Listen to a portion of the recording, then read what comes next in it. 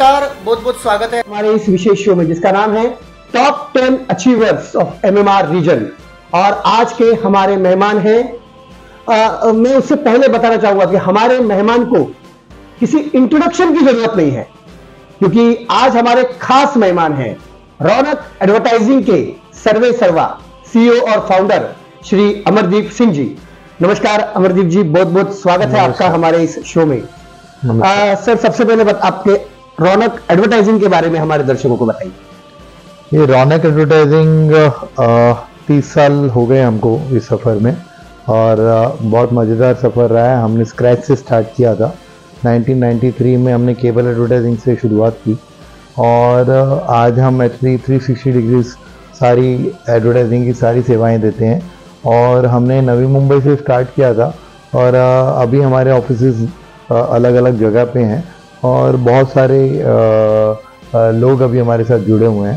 तो रौनक एडवर्टाइजिंग की जब शुरुआत की थी तब हमको पता नहीं था कि भाई ऊपर वाले की दया से हमारे को एक्चुअली क्या है कि टॉप 10 अचीवर्स में हमारा नाम आएगा। तो हम धन्यवाद करते हैं आपका और मीडिया 9 का कि हमको टॉप 10 अचीवर्स में शामिल करने के लिए। जी सर, ये तो हमारा सौभाग्य है कि आपने अपना समय निकालकर हमें इंटरव्यू दी। तो बताइए किस प्रकार से आपने रौनक एडवर्टाइजिंग की शुरुआत की, इन शॉर्ट में इतिहास, रौनक का इतिहास बताइए भाई। एक्चुअली मैं पोस्ट ग्रेजुएट हूँ, एमकॉम और ICWA मैंने मतलब पढ़ाई की। और पोस्ट ग्रेजुएशन करने के बाद मैं जॉब करता था, तो मुझे लगा कि भाई नवी मुंबई एक नवी सिटी है, तो यहाँ कुछ बिज़नेस करना चाहिए। तो बिज़नेस करते समय मैंने ट्रैवल एजेंसी भी चालू की, रियल एस्टेट एजेंसी भी चालू की, और एडवर्टाइजिंग एजेंसी भी चालू। एडवर्टाइजिंग मेरा जब मैं हमारा TY BCom में एक सब्जेक्ट होता है ऑर्गेनाइजेशनल कॉमर्स, तो उसमें एडवर्टाइजिंग सब्जेक्ट था जो मुझे इंटरेस्ट देता था। और मुझे लगता है कि मुझ में मार्केटिंग स्किल्स थे, और फाइनेंस बैकग्राउंड भी मेरा अच्छा था। तो मैंने तब देखा कि केबल टीवी जो एक नया माध्यम चालू हुआ था 1991 हमारा लिबरलाइजेशन होने के बाद, जब हिंदुस्तान में मार्केट खुली, उसके बाद एक्चुअली क्या है केबल टीवी का चरण हुआ। तो उसमें 3 शो होते थे केबल टीवी में, और वहाँ वो शो के बीच में इंटरवल होता था जैसे, उसमें हम एक्चुअली क्या ऐड लेना स्टार्ट किए। तो हमने कैप्सूल में जो तभी ऐसी VHS कैसेट आती थी, उसमें हमने एक्चुअली क्या है 8-10 एडवर्टाइजमेंट्स रिकॉर्ड करते थे, और वो सारे केबल वालों को देते थे, और वो लोग 3-4 शोज़ में अपनी ऐड चलाते थे।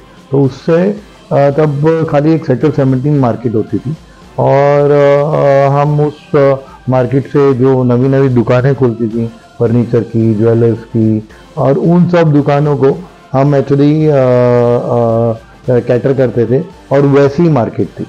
फिर उसके बाद एक्चुअली क्या है 95 में कुछ रिसेशन वगैरह आया, बिल्डर्स वगैरह का थोड़ा बहुत रोल हुआ। तो पहले बिल्डर्स इतना एडवर्टाइज नहीं करते थे, तो बिल्डर्स इतने बड़े मार्केट नहीं थे।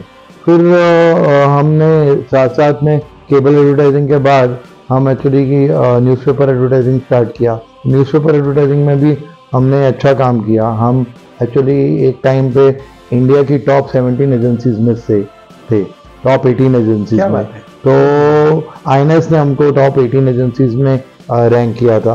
तो हमने नवी मुंबई शहर में ही रहते हुए भी, तो हमारे क्लाइंट्स ऑल ओवर थे, और हमको हमारे कस्टमर्स का, क्लाइंट्स का और हमारे स्टाफ का खास करके बहुत सपोर्ट मिला।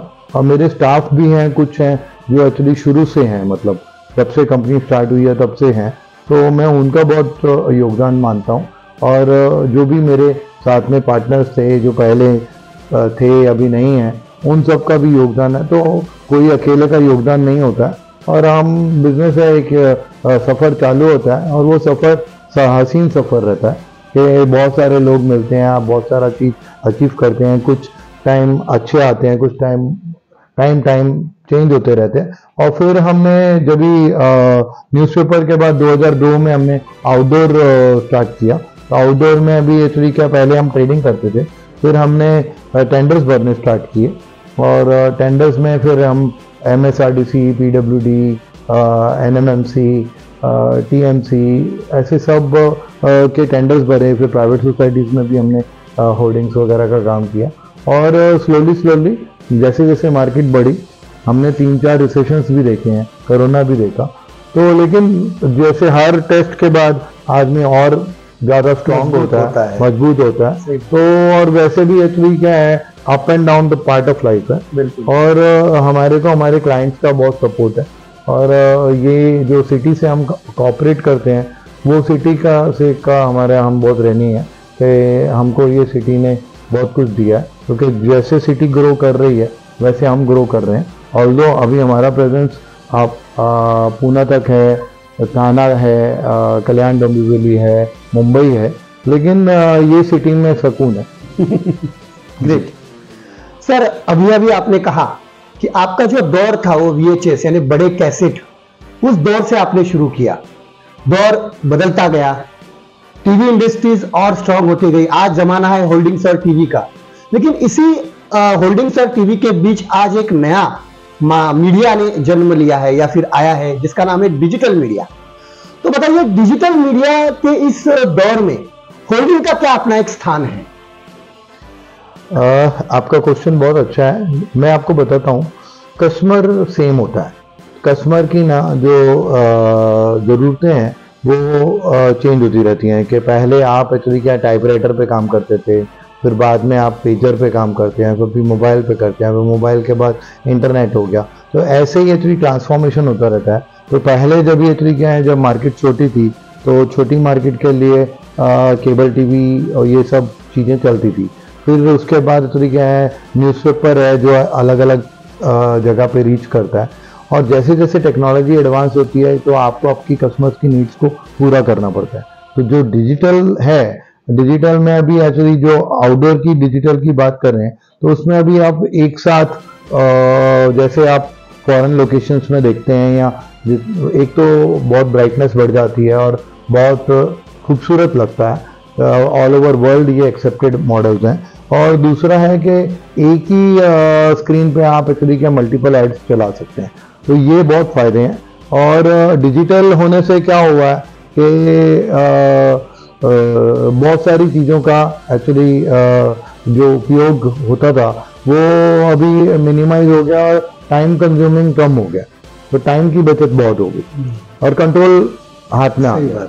राइट, बिल्कुल सर। अभी हमारा पूरा देश नहीं, मैं तो बोलूँगा पूरा राष्ट्र, पूरा दुनिया एक बहुत बड़े पैंडेमिक से गुजर गई, यानी कोरोना पैंडेमिक। क्या लगता है, कोरोना पैंडेमिक के बाद एडवर्टाइजिंग सेक्टर पे कैसे परिणाम हुआ है और कैसे आप उसमें से अभी उभर के आ रहे हो? क्या बताएंगे इसके बारे में आप? तो मेरे 30 साल के सफ़र में 30 इयर्स अभी हमारे को दिसंबर 25 में हो जाएंगे। 23 दिसंबर 1993 को स्टार्ट किया था, तो 23 दिसंबर 2023 को हमको 30 साल हो जाएंगे। 30 साल में बहुत सारे अप एंड डाउन आए, लेकिन कोई ऐसा डाउन ऐसा नहीं आया कि बिजनेस जीरो हो गया। मतलब कभी ऐसा नहीं हुआ कि भाई एक्चुअली सब कुछ बंद हो गया, रोड पे कोई है नहीं, ये वो है। तो उस समय भी हमको ये उम्मीद थी कि जो हमारे साथ हो रहा है वो सभी, स्वास्थ्य बहुत ज़्यादा इम्पोर्टेंट था। हमारे जो साथ काम करते हैं उन सब का हमारा बहुत हमको ख्याल रखना इम्पोर्टेंट था। तो ये एक टेस्टिंग टाइम था। और टेस्टिंग टाइम के बाद जैसे ही एक्चुअली क्या है मार्केट खुली, तो मुझे पता है कि जो काम करने वाले हैं उनके साथ जुड़ने वाले लोग फटाफट जुड़ जाएंगे, क्योंकि आपको फिर से वो ऐसी मेहनत नहीं करनी जो आपने शुरुआत में की है। आपका नाम है और ऑटोमेटिकली अगर कोई चीज़ बंद हो गई, तो अभी सपोज अगर एक चीज़ की रात हो गई तो सुबह होनी तो वो सुबह का हमको इंतजार था। और उसमें यही था, हमारा प्रे भी यही था कि सब लोग उस बीमारी से ठीक ठाक निकल के आ जाएं और सब स्वस्थ रहें। स्वास्थ्य बहुत इम्पोर्टेंट था। तो जान है तो जहान है।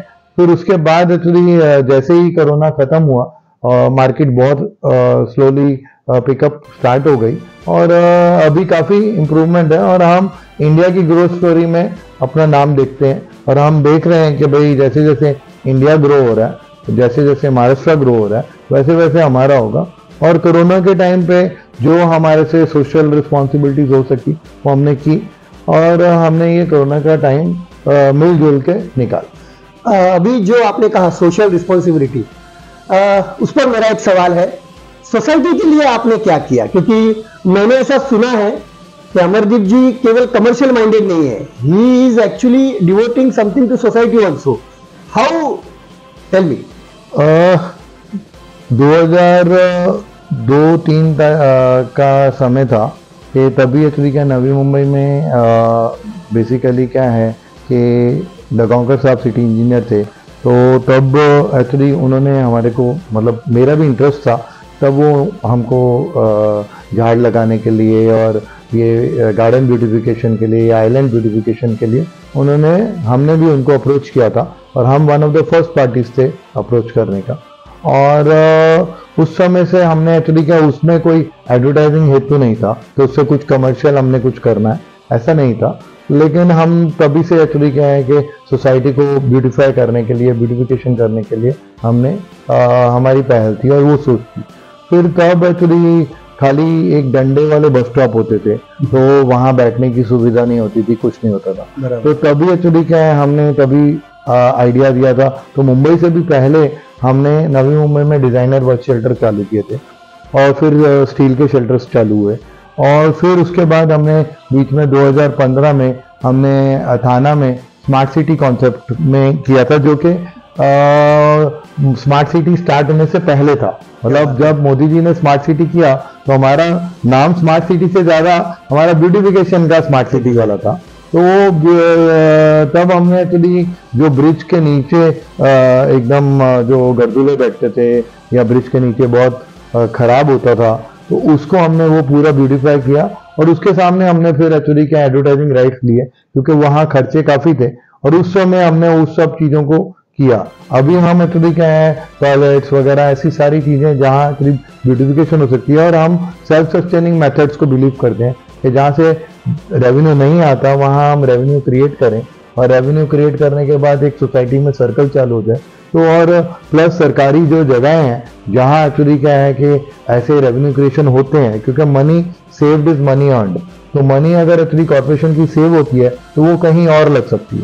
तो ऐसी सब चीज़ों में किया, और प्लस जब कोरोना हुआ तो तब हमने जो अपना योगदान देना था दिया, जिसकी वजह से गवर्नर की का अवार्ड मिला हमारे को। हम बहुत शुक्रगुजार हैं, हम बहुत लकी हैं कि भाई हम नोटिस हो जाते हैं और एक्नॉलेजमेंट मिलता है, जिससे हमारे को और काम करने की इच्छा होती है। तो अवार्ड्स, रिवॉर्ड्स ये सारे बाद में फॉलो करते हैं, पहले कर्म करने पड़ते हैं और हम कर्म पे बहुत विश्वास करते हैं। और अल्टीमेटली हमको पता है हम सब योगदान करेंगे तो ही सोसाइटी एक अच्छा रूप ले सकती है और आगे बच्चों को भी वो इंस्पिरेशन हो। अभी आपने कहा राज्यपाल से आपको एक अवार्ड मिला है, बताइए उस अवार्ड के बारे में थोड़ा हमारे दर्शकों को बताइए। अवार्ड जो मुझे राज्यपाल से मिला था, मेरे लिए भी सरप्राइज था कि भाई इनकी सबकी खोज कैसी है, कि भाई जो काम करते हैं उनको ये एक्नॉलेज करते हैं। तो मुझे 2020 में जब भी कोरोना मतलब फर्स्ट फेज ख़त्म हुआ, तब उन्होंने एक्चुअली क्या इन्वाइट किया और राजभवन में जाके हमने ये अवार्ड लिया था, जिसमें और भी बहुत सारे मान्यवर थे, कुछ बिल्डर्स थे, कुछ और जिन्होंने योगदान दिया था, मेडिकल के लोग थे, शेफ थे तो ऐसे बहुत सारे लोग जिन्होंने योगदान दिया। तो वो है, और हमारा जो धर्म है उसमें लंगर प्रथा है, तो हम लंगर प्रथा को तो बहुत मानते हैं। तो आज की डेट में जो कम्युनिटी किचन है, जो हम एक्चुअली क्या है कि लंगर की वजह से हम किसी का अगर पेट भर सकते हैं, तो वही हमको हमारे गुरुओं ने सिखाया। तो उस प्रथा को हम ऑलवेज एक्नॉलेज करते हैं, इनकरेज करते हैं, और जहाँ हमारी ज़रूरत होती है वहाँ हम होते हैं। बहुत खूब, बहुत खूब। सर थोड़ा सा मेरा सवाल अभी ऐसा है कि मैं कस्टमर हूँ और मेरा एक स्पेसिफिक बजट है, तो उस बजट को होल्डिंग्स या अलग अलग सेक्टर्स में कैसे डिवाइड कर सकते हैं? क्योंकि आप एक एडवर्टाइजिंग एक्सपर्ट हो, तो इतने साल का आपका एक्सपीरियंस है, तो as a advertising expert what you say, how to divide the budget for different sectors? Actually सबसे पहले तो जब भी आदमी एडवर्टाइजमेंट के लिए आता है, तो वो ये यकीन रखता है कि वो जो भी प्रोडक्ट ले रहा है या जो भी चीज़ ले रहा है वो उसको कौन सी मार्केट में पहुंचानी है। तो अगर आपकी लोकल मार्केट तक है तो फिर लोकल मीडियाज़ हैं जो एक्चुअली क्या है आपको हेल्प करेंगे। अगर आपकी मार्केट सपोज मुंबई है तो आपको फिर एक्चुअली क्या है मुंबई मार्केट के हिसाब से आपको बजट एलोकेट करना है। फॉर एग्जांपल अभी जिनको नहीं पता है, फॉर एग्जांपल अभी एक्चुअली क्या है कि अगर लोकल हो तो फिर लोकल के नवी मुंबई या वाशी या लोकल मार्केट के मीडियाज पकड़ने पड़ते हैं। अगर आप एक्चुअली क्या मुंबई में हो तो आपका रेडियो है जैसे, तो रेडियो जो मुंबई में बजता है वो एक होता है, तो या मुंबई में आउटडोर लिया जा सकता है, आप बजट उसके हिसाब से एलोकेट करते हो। तो सपोज अभी आपका ग्राहक थाना से भी आता है, कल्याण से भी आता है, मुंबई से भी आता है, तो फिर वो आपकी पूरी MMR रीजन एक मार्केट हो जाती है। तो जैसी मार्केट होती है वैसे मार्केट के हिसाब से आप बजट एलोकेट करते हो, उसी हिसाब से आप मीडिया भी एलोकेट करते हो। अभी आपका जैसे चैनल है वो ऑल बॉम्बे जाता है, तो आपके यहाँ कोई ऐड जिसको पूरे मुंबई में ऐड करनी है या पनवेल रायगढ़ तक करनी है तो आपका मीडिया बहुत बढ़िया है। तो ऐसे उसका कैसा बजट है वो एलोकेशन करके होता है। बराबर है सर, बहुत अच्छा इंफॉर्मेशन आपने हमारे दर्शकों को दी, और मैं आशा करता हूं कि अगर किसी का एडवर्टाइजिंग का अगर एम है या फिर आगे जाके उसका प्लानिंग है तो डेफिनेटली ये चीज उनको बहुत काम आएगी। सर थोड़ा सा हटके सवाल, हर यशस्वी व्यक्ति के पीछे किसी ना किसी का तो हाथ होता है या किसी ना कोई होता है। आपके इस सक्सेस के पीछे who is behind your success?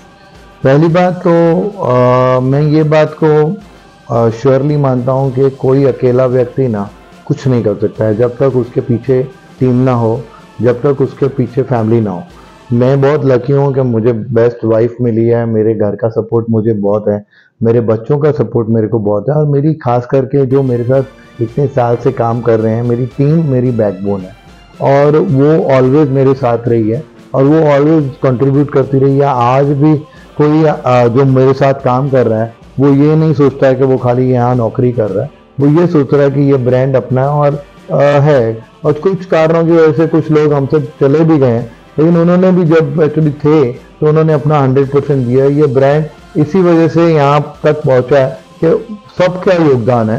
एक आदमी आगे होता है लेकिन इसका मतलब ये नहीं कि जो टॉर्च बेरर रहता है वो ही सारे लाइट देता है। लाइट सबका प्रकाश होता है, सब अपने अपने दिए से उस लाइट को रोशन करते हैं। और आज मेरे क्लाइंट्स का बहुत बड़ा योगदान है। अगर बिना क्लाइंट्स मुझे सपोर्ट करते थे, मेरा कोई एडवर्टाइजिंग का डिप्लोमा डिग्री कुछ नहीं है, तो आज मुझे जो भी सीखा है वो मैंने मार्केट से सीखा है और मार्केट ने मुझे बहुत सिखाया है, बाद में मेरे वेंडर्स ने बहुत सिखाया है। तो मुझे मेरे हिसाब से आप किसी एक से नहीं सीखते हो, आपको पूरा सर्कल ड्रॉ करना पड़ता है और वो पूरा सर्कल है। आज एक छोटे से छोटा जो योगदान देने वाले से लेके बड़े से बड़े योगदान सबका इम्पोर्टेंस है, क्योंकि वो जब तक छोटा काम नहीं होगा, पहली ईंट नहीं लगेगी तो इमारत कैसे खड़ी होगी। सही बात। तो इसीलिए हर एक का योगदान है। बराबर है सर। अभी आपके स्टेटमेंट्स में 2 बार ये बात आई, आप अपने पीछे अपनी टीम को तो श्रेय देते ही हो, लेकिन साथ साथ आपने बार बार वो कह रहे हो कि जो मेरे साथ जुड़े थे और जो आज नहीं है उनको भी मैं श्रेय देना चाहता हूं। ये सबसे बड़ी बात मैं ऑन स्क्रीन कहना चाहूंगी।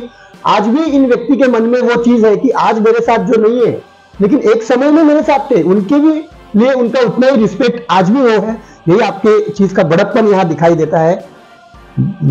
बेसिकली एक बात तो पक्की है कि जब हम एक्चुअली कोई जर्नी स्टार्ट करते हैं तो वो जर्नी में कई बार एक्चुअली क्या है बहुत लोग मिलते हैं, एक परिवार होता है। परिवार में एक्चुअली क्या होता है, जैसे बड़ा परिवार होते जाता है तो कुछ कारणों की वजह से, कुछ उन महत्वाकांक्षाओं की वजह से कुछ लोग एक्चुअली अपना सफ़र चेंज कर देते हैं। इसका मतलब ये नहीं कि जो उन्होंने पहले जो साथ दिया है उसमें वो योगदान नहीं था, तो वो गलत बात होगी। जब पेड़ सींचा गया, जब बाग बना, तब हर आदमी ने जिसने फूल को पानी दिया है, जिसने खाद डाली है, वो सब हकदार हैं। और डेफिनेटली वो भी यहाँ से बहुत कुछ सीख के गए। वो जो देखो पैसा तो खर्चा हो जाता है, लेकिन आप जो काम करते हो ईमानदारी से, वो काम, आपके कॉन्टैक्ट, आपकी नॉलेज, वो आपके साथ सदा रहती है। तो मेरे हिसाब से कोई कभी किसी का वेस्ट नहीं होता है। आप अगर अपने काम से ईमानदार हो तो मैं हर एक जो लोग जॉब भी करते हैं उनको भी ये बोलता हूँ कि आप हर एक चीज से नाराज हो जाओ, लेकिन अपने काम से नाराज मत हो, क्योंकि काम आपको ही आगे लेके जाएगा। और वो काम ना आपको एक्चुअली क्या आपकी वैल्यू बताएगा, क्योंकि कोई आपकी वैल्यू करे ना करे, काम आप अच्छा करते हो तो वैल्यू देने वाले बहुत। बिल्कुल सर, बिल्कुल, बहुत अच्छी बात बताई सर। अभी अभी आपने कहा कि मेरा इस फील्ड का बैकग्राउंड नहीं है, लेकिन फिर भी आप इसमें बहुत आपने यश प्राप्त किया, इतना यश की कहा नहीं जा सकता।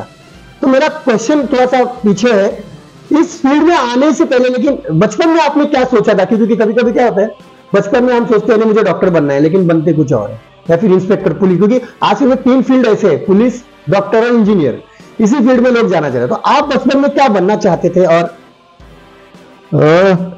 पहले तो एक्चुअली क्या है कि मेरा ऑलवेज ये सोच होता थी कि हम लोग ना बहुत, मतलब अभी आप जानते हैं कि हम 1968 में मैं बॉर्न हुआ हूँ, और जो हमारा टाइम था तभी एक्चुअली क्या है कि ऐसे बहुत सारे बड़े बड़े ड्रीम्स और बड़े बड़े इंडस्ट्रीज या ऐसा कुछ था नहीं। ओके, और रेस्टोरेंट्स वगैरह में भी जाना या बर्थडे की बहुत बड़ी बड़ी पार्टीज करना, ये सब हमारा कल्चर नहीं था। तो हम वो 1990s में 85 में अमिताभ बच्चन को देख के हम बड़े हुए, तो हमारी सोच वैसे टाइप की थी, लेकिन बिजनेस ऑलवेज दिमाग में था। तो बिजनेस दिमाग में होने की वजह से ये था कि अपने लिए कुछ तो करना है, लेकिन पैसे नहीं थे। अब पैसे नहीं थे, इसीलिए हमने एक्चुअली क्या है, बिना पैसे लागत के तभी एडवर्टाइजिंग एजेंसी चालू हो सकती थी, तभी रियल एस्टेट एजेंट बन सकते थे, तभी एक्चुअली कोई सर्टिफिकेट की जरूरत नहीं होती थी।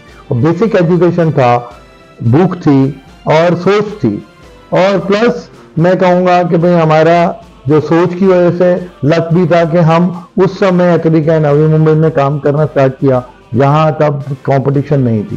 तो अगर मुझे एडवर्टाइजिंग का सपोज ए और डी मालूम था, तो क्लाइंट को सिर्फ ए ही मालूम था, तो मुझे सिर्फ एक अगला अक्षर ज्यादा था।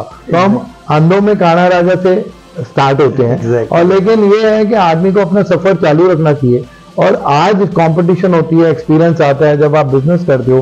फिर जैसे मैं ऑलवेज ये बोलते रहता हूँ कि जैसा बॉल आए वैसा खेलना चाहिए, और हम एक्चुअली ओवर थिंक करके उस चीज का मजा छोड़ना नहीं चाहिए। हमको जैसा बॉल आएगा, अभी आज अगर तेंदुलकर ये सोचता तो उसको कोई बाउंसर डालेगा या गुगली डालेगा, तो वो रात भर सोचते रहता तो नहीं होता था। अब जो बाउंसर और गुगली आने उसको हम उसके हिसाब से, उसकी बॉल की स्ट्रेंथ के हिसाब से खेलेंगे।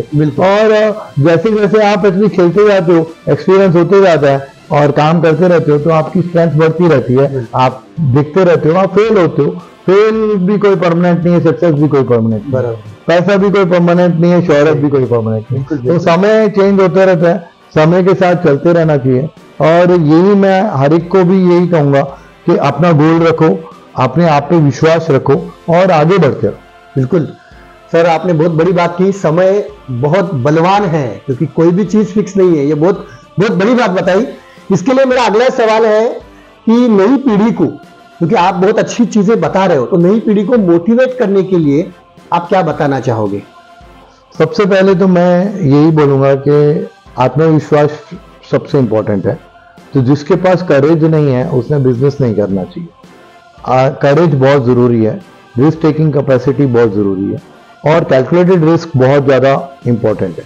और जॉब करना भी कोई गलत बात नहीं है, जॉब करना चाहिए, लेकिन जॉब में आप ये मत सोचो कि भाई आपको एक्चुअली क्या है कि वैल्यू कम मिल रही है, ज़्यादा मिल रही है। समय जाएगा तो जो आपको पैसा दे रहा है वो आपकी वैल्यू लगाएगा ही लगाएगा, क्योंकि नहीं लगाएगा तो कोई दूसरा लगाएगा। तो आप अगर वैल्यूएबल बनते हो, तो अपनी वैल्यू अगर क्रिएट करते हो, तो आपको कोई रोक नहीं सकता। और मैं कंपटीशन के बारे में भी एक बात बोलना चाहता हूँ कि जैसे हम एटलीस्ट स्पोर्ट्स है, वैसे ही एक बिजनेस है। बिजनेस भी एक स्पोर्ट्स जैसा है कि किसी का किसी के साथ कोई पर्सनल दुश्मनी नहीं है। सब अपने अपने पेट के लिए, अपने अपनी कंपनी के लिए, अपने अपने ब्रांड के लिए, अपनी अपनी जगह के लिए काम करते हैं। तो इसको एक खेल के जैसे दिल लेना चाहिए कि भाई जिसका जितना जैसा स्ट्रेंथ होगा, जो जितनी मेहनत करेगा, जो जैसी सोच रखेगा, जो जितना अपना एफर्ट डालेगा, जो उसकी टीम कितना एफर्ट डालेगी, वो अलग कैसे सोचेगा, स्ट्रेटजी कैसे होगी, ये सारी चीज़ें जब एक्चुअली आप ध्यान दे के करते हो, तो फिर आप एक्चुअली क्या है कि सुबह से 9 बजे से लेके शाम को 7-8 बजे तक अगर आप एक्चुअली अपना 100% देते हो, तो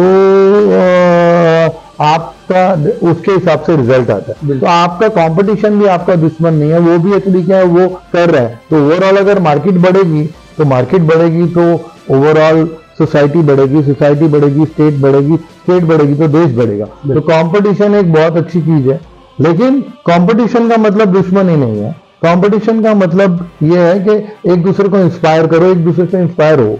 तो हर आदमी की राह अलग है, हर आदमी की सोच अलग है, हर आदमी का रिस्क टेकिंग कैपेसिटी अलग है। तो मैं यंग जनरेशन को यही बोलूंगा कि अपनी अपनी कैपेसिटीज, अपने आप को इवेल्युएट करो। दूसरे को इवेल्युएट करके तुम्हारी वो नहीं होगा। खुद की स्ट्रेंथ और वीकनेस जानो और उसके हिसाब से अपना काम चुनो और अपने काम को पैशन बनाओ, पैशन बना के उसको प्यार करो और उसमें जियो, खुश रहो। खुश रहना बहुत जरूरी है। आज आप क्या कमा रहे हो, क्या नहीं कमा रहे हो, क्या कर रहे हो, क्या नहीं कर रहे हो, वो सारी चीजें आपने चुनी है। अगर आपने चुनी है तो फिर आपको किसी से शिकायत नहीं होनी चाहिए और आप उसको अपना फील्ड और अपना इंस्पिरेशन बना के आप उसको उसमें एंजॉय करो। ऊपर नीचे होगा, सांप सीढ़ी होगी, कभी सांप काटेगा, कभी सीढ़ी मिलेगी, लेकिन आपको सफर को एंजॉय करते रहना है और सीढ़ी बहुत नजदीक है सांप के, ये सोच के चलो। बराबर है सर, बहुत ही अच्छा मोटिवेशनल मैसेज आपने हमारे दर्शकों को, युवा पीढ़ी को दिया। इसके लिए मैं आपको धन्यवाद करना चाहूंगा और बढ़ते हमारे अगले सवाल की तरफ। आगे के 10 साल क्या है आपके प्लान, क्या है आपका एम? सबसे अच्छी बात क्या होती है कि बहुत सारे सब्जेक्ट्स पे आपका जो स्ट्रेंथ है वो आप जितने टाइम काम करते हो वैसा वो स्ट्रेंथ और वो चीजें ना चेंज होती रहती हैं और टाइम चेंज होता रहता है। तो आपकी स्ट्रेंथ जो है वो आपके एक्सपीरियंस से बढ़ती रहती है। आज की डेट में कोई भी बिजनेस, कोई भी चीज अगर आप करते हो तो उसमें आपको बहुत सारी नई नई चीजें सीखने को मिलती हैं, नए नए टॉपिक्स मिलते हैं। आज आप कितने कंसिस्टेंट रहते हो, उस कंसिस्टेंसी की वजह से आपके पेपर मजबूत हो जाते हैं और जब आपके पेपर मजबूत होते हैं तो आप एक पड़ाव से अगले पड़ाव पे जाते हैं और वो पड़ाव के हिसाब से आप बड़े बड़े टेंडर्स, बड़े बड़े सब्जेक्ट्स कर सकते हैं। तो हम भगवान को बहुत शुक्रिया करते हैं, हमारे क्लाइंट्स को शुक्रिया करते हैं, टीम को शुक्रिया करते हैं कि हमारे एक्चुअली स्ट्रेंथ बढ़ती जाती है। तो जैसे जैसे जैसे आप एक्चुअली क्या है BA, BCom, उसके बाद PhD, ऐसे ही डिग्रीज है बिजनेस में। तो आप अगर अपनी एक एक डिग्री आगे अचीव करते रहते हो तो डेफिनेटली आपको जो ऑटो मोड में बिजनेस चाहता है, चैलेंजेस भी बड़े आते हैं। बड़े गेम खेलोगे तो बड़े चैलेंजेस आते हैं, तो आपको अपने आप को एजुकेट, अपने आप को प्रिपेयर उस चैलेंजेस के लिए करना होता है। और नई पीढ़ी अभी एक्चुअली क्या है, मेरे बच्चे ज्वाइन किए हैं तो नई पीढ़ी है तो मुझे लग रहा है कि उनमें बहुत जोश है। तो जो सपने हमने नहीं देखे वो देख सकते हैं। उनको एक्चुअली क्या है, नींव अच्छी मिली है। तो और वो लोग जिस हिसाब से पैशनेट हैं बिजनेस के, तो वो मुझे श्योर है कि भाई आगे बहुत अच्छा होगा। और मैं ऑलवेज ये बात ऑलवेज बोलता हूँ कि तेंदुलकर या अमिताभ बच्चन इस वजह से लेजेंड नहीं है कि उन्होंने क्या अचीव किया, वो इतने समय तक टिके रहे। बिल्कुल, कितने पड़ाव आए, कितने सांपों ने काटा, कितनी सीढ़ियां मिली, लेकिन वो टिके रहे। तो ये अगर हमारे आइडियल्स हैं तो ये आइडियल्स इसलिए है कि इन्होंने हर समय देखा। बिल्कुल, ओके, प्लस माइनस सब देखा। सर, वैसे तो कहा जाता है कि बिजनेसमैन कभी रिटायर नहीं होता है, क्योंकि बिजनेसमैन ये इट्स कंटिन्यूअस जर्नी, हाँ, नेवर एंडिंग जर्नी। लेकिन फिर भी मैं एक सवाल करना चाहूंगा, आप कभी रिटायर होना चाहोगे? ये मैंने आपको जैसे कहा, if you love your work तो आप प्यार से कैसे रिटायर होते हो। तो अगर आप अपने काम को प्यार करते हो तो फिर आप रिटायरमेंट का, एक पेंटर या एक आर्टिस्ट, एक कविता लिखने वाला कभी रिटायर होता है। आप किसी कवि को बोलिए कि कभी रिटायर होगा, तो कवि क्यों रिटायर होगा? तो वो जब भी उसका मन करेगा तब लिखेगा। हो सकता है वो पहले बड़ी बड़ी लंबे लंबे नावल लिखता था, फिर वो कहानियां छोटी हो जाएंगी या वो उसका मैसेज ज्यादा डायरेक्ट हो जाएगा। वैसे ही मैं समझता हूँ कि अभी जब तक मैं ये काम को एंजॉय करता हूँ, जब मुझे लगता है कि सुबह उठ के मुझे बिजनेस में जाना है, तब तक मैं एक्चुअली क्या है कि काम करता रहूंगा। बाकी मैं चाहता हूँ कि मेरा स्वास्थ्य, मेरे परिवार का स्वास्थ्य, मेरे सारे काम करने वालों का स्वास्थ्य, मेरे शहर के लोगों का स्वास्थ्य, सबका स्वास्थ्य अच्छा रहे। स्वास्थ्य अच्छा रहा तो हम काम करते रहे। बिल्कुल सर, और मैं आपको शुभकामना देना चाहूंगा कि आप ऐसे ही स्वस्थ रहें, अच्छा काम करें। जैसे सिर्फ रौनक एडवर्टाइजिंग के द्वारा सिर्फ होल्डिंग्स नहीं, बल्कि आप जैसे कि आपने समाज में भी कुछ अच्छा काम किया है, ऐसे ही अच्छा काम सामाजिक तौर पर भी करते रहे। और अभी हम चल रहे हैं हमारे रैपिड राउंड सेक्शन में। रैपिड राउंड में हम उनसे कुछ क्वेश्चन पूछेंगे जिसमें शॉर्ट में सर जवाब देंगे। यह हमारा आखिरी राउंड है। सर मैं आपको शॉर्ट में कुछ क्वेश्चन पूछूंगा, शॉर्ट में उसके आंसर देने हैं। So will start rapid fire round. Who is your favorite motivator? My favorite motivators are all those who have achieved for India. मेरे स्पेशली एक्चुअली क्या है कि जितने भी इंडस्ट्रियलिस्ट हैं, जिन्होंने एक्चुअली क्या है राइट फ्रॉम टाटा से लेके सारे, और प्लस मेरे जो एक्चुअली क्या है कि नेताज हैं वो भी काफ़ी मोटिवेटर्स हैं, क्योंकि अल्टीमेटली अगर शहर में शांति रहती है और बिजनेस की अपॉर्चुनिटीज़ हैं, वो पॉलिसीज़ बनाते हैं, ये सब मेरे मोटिवेटर्स हैं। Favourite food? फेवरेट फूड मेरा एक्चुअली पंजाबी फूड है। हाँ। ओके, एनी स्पेसिफिक पंजाबी में, एनी स्पेसिफिक ऐसा जो आपको बहुत पसंद है खाना? पंजाबी में तंदूरी। गुड। Favourite cricketer? मेरा favourite cricketer, all time favourite cricketer Sachin Tendulkar ही है। हाँ, मैं कोई भी एग्जांपल्स अगर कोई देता हूँ तो मुझे लगता है कि हिंदुस्तान में एक चरम स्पॉट पे अगर हम अमिताभ बच्चन, क्योंकि हम उस जनरेशन के, तो एक क्या तू तेरे फील्ड का अमिताभ बच्चन हो गया, क्या तू तेरे फील्ड का तेंदुलकर हो गया, तो वो एक है। और हम चाहते हैं कि आगे अभी एक्चुअली क्या जो नवी जनरेशन के स्टार्स हैं उनका भी ऐसे ही नाम लिया जाए। वो जैसे ही कंसिस्टेंट इतने साल जितने उन्होंने दिए हैं उतने देंगे तो ऑटोमेटिकली हो जाएंगे। फेवरेट सेलिब्रिटी अमिताभ बच्चन तो नहीं है ना? जी। मैंने just guess किया था। जी, फेवरेट सेलिब्रिटी अमिताभ बच्चन ये है कि वो गिर के उठना हर एक के बस का काम नहीं है, तो वो गिर के उठने का बहुत इंस्पायर है, क्योंकि गिरते तो बहुत है। बिल्कुल। हाँ, फिर उसके बाद उठना और फिर अपने लोगों को इंस्पायर करना, और ये एज में भी उतना ही करना, ये सिर्फ पैसे के लिए नहीं है, ये सिर्फ फेम के लिए है। उनको ना फेम की जरूरत है ना पैसे की जरूरत है, वो अपने काम को प्यार करते हैं और अपने आप को फिट रखते हैं। बिल्कुल। Favourite movie? Favourite movie Dilwale Dulhania. Favourite hobby? Favourite hobby मेरी एक्चुअली क्या है कि क्रिकेट है। अच्छा, ग्रेट। बहुत कॉमन बहुत ज्यादा इंटरेस्टिंग नहीं है, जो बहुत लोगों की है वैसे मेरी। नहीं, कोई बात नहीं। हाँ। आपके क्यूट स्माइल के पीछे का राज क्या है? क्योंकि आप बहुत ही क्यूट स्माइल दे रहे हैं पूरे इंटरव्यू में। हाँ। बहुत मजा आ रहा है इंटरव्यू में, क्या राज है उसके? मेरे पेरेंट्स का हाथ है। मेरा कोई योगदान नहीं है। ग्रेट। हाँ। फेवरेट पॉलिटिशियन अगर आप किसी का नाम लेना चाहेंगे, मैं कोई कंपल्सरी नहीं करता। हाँ, मेरे को अभी एक्चुअली क्या है, एज ए लीडर तो जो हमारी जनरेशन ने या ओवरऑल देखा है, तो मुझे उस समय इंदिरा गांधी तो इतना याद नहीं है, मुझे मोदी जी काफी इंस्पायर करते हैं। ग्रेट। हाँ, सच में मोदी जी तो सबको इंस्पायर कर रहे हैं। हाँ।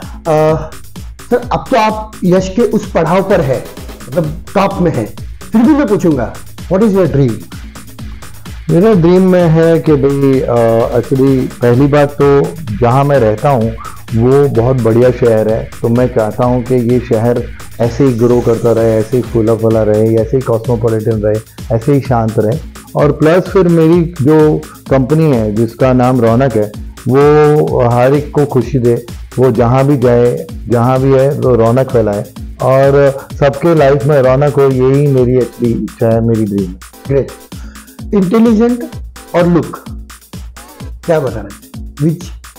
दोनों इंपॉर्टेंट है। एक्चुअली क्या है कि आदमी इंटेलिजेंट होता है तो वो फिर एक्चुअली स्मार्ट होता है, तो लुक्स अपने आप अच्छी लगती है। आज नारायण मूर्ति बहुत सुंदर दिखते हैं, ओके, तो उनको भगवान ने जैसा दिया, तो वो जो चीजें आपके कंट्रोल में नहीं है, इंटेलिजेंस से लुक चेंज होता है, लोगों का सोच चेंज होता है। शाहरुख खान कैसा दिखता है लेकिन आज की डेट में सबको अच्छा लगता है।